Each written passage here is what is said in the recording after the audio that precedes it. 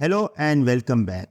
Today we are going to talk about last option for our Docker networking known as network plugin. So let's start.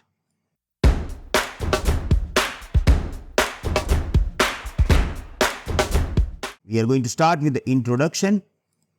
Network plugins offer a way to extend Docker default networking capabilities.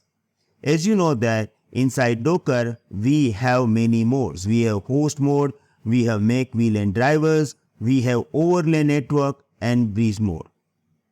But somehow, if this all modes cannot able to fulfill your requirement, you can add extra capabilities for your Docker networking by installing third-party softwares known as plugins.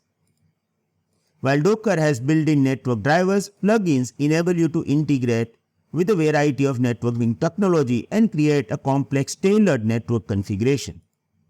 If you want a specific requirement, if you want to integrate with a specific device, then we can use this facility.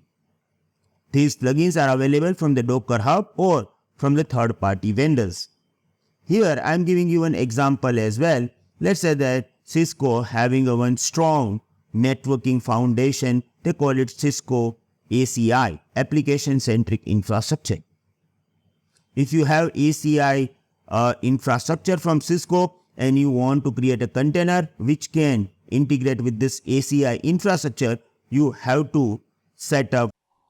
Sorry guys, sorry to disturb you. I know you all are enjoying the session and suddenly it stopped. But if you want full video or if you want full Docker course having 130 plus videos including projects, you can become our community member. Enrollment link is in description. Moreover, we also provide 24/7 support, weekly lifetime live session with Bhavesh Atara, updates and completion certification as well. Still you have any queries regarding it, you can contact me on my personal number. Thank you.